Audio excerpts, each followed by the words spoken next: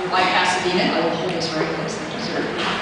And we're almost finished. I know you're probably all itching to get your questions answered, so I want to make sure that we get that, because that's where the main purpose we're here for tonight is to get feedback from you, both on your comments on the project, but also on what you think needs to be examined as part of the environmental review process for the project. How many of you are familiar with what's called the California Environmental Quality Act, or CEQA? You see the CEQA consultant in the back knows a lot about it. Under California law, most projects that are proposed, a lot of projects, are required to go through a rigorous environmental review process that is a public process. And the key purpose of the environmental process is to disclose to the public what the potential environmental effects would be of a project that's proposed. So it's a disclosure document. It's not an advocacy document. It's an if-then type document. The second important point is that document is required to show what is going to be done to mitigate any of the significant effects that could result from the project. So essentially, what conditions does the city need to put onto the project to avoid impacts at an intersection, to avoid noise impacts, if you were up in the hills, to avoid impacts on any habitat, to avoid water quality impacts, anything from public services to other environmental issues, which we'll go through in a minute. So it's disclosure, it's presentation of the mitigating factors that will be applied to the project to reduce or minimize or avoid those impacts. And thirdly, importantly, the environmental review process is a tool for your planning commission and your city council and your staff to evaluate the benefits of the project. Are there benefits that outweigh the environmental effects, or is there a way to completely mitigate these environmental effects? So disclosure, find ways to mitigate the effects, and help your decision makers decide how to act on the project based on the identified effects associated with that project. There are many, many things that the environmental process looks at. This is the whole list. I'm not going to read them.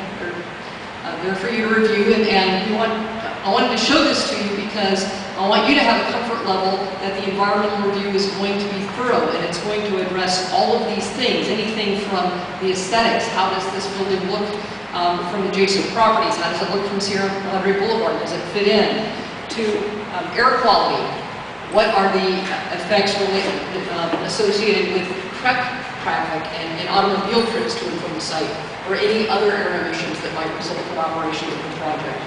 That's tied closely to the greenhouse gas issue. Will there be noise impacts? Will there be an impact on public services, be that fire, police, schools? Probably not schools with residents of this age, but you never know. There's some feisty senior citizens out there.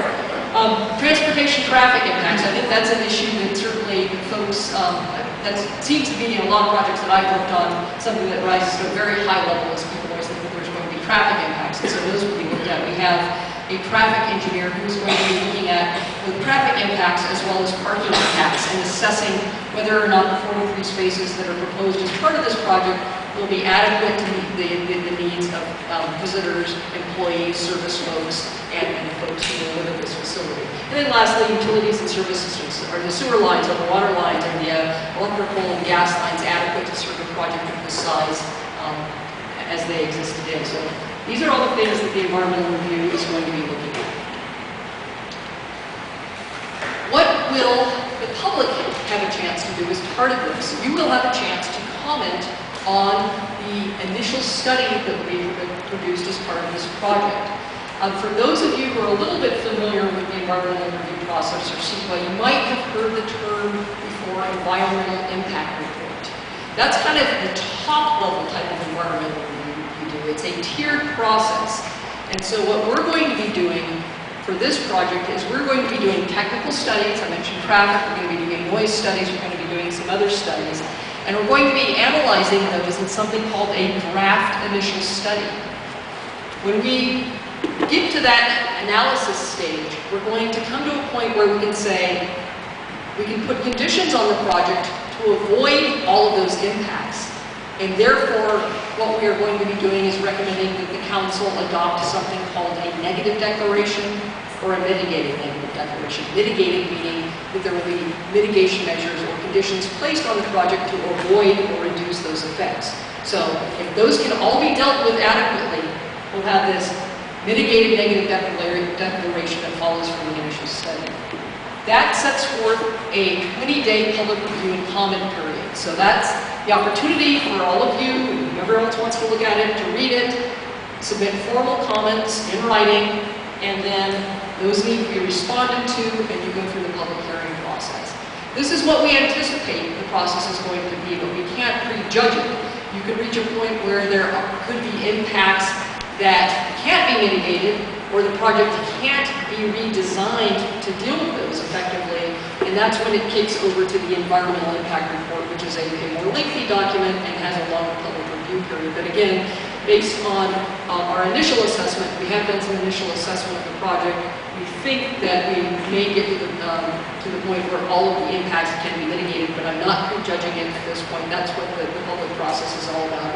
And that's what the technical review process is all about, is to understand what those effects are and whether or not they can be dealt with sufficiently. So, tentative schedule right now is that you can get all of your comments this evening, respond to them, incorporate them into the environmental review process. We will have the draft initial study for you to review sometime in October to start the 20-day period, respond to comments, and public hearings will follow after that. So you can see that it's a very open public process. Things that you say need to be responded to in a very public way, either through the public hearings or in writing. And so we ask, please, when you comment on something, be clear so that we can understand what your comment is and we can respond back succinctly and comprehensively as well as part of our review. So it helps us to understand exactly what your comments are and what your concerns might be, both this evening as well as any written comments that you have once the draft initial study is on the streets. With that, I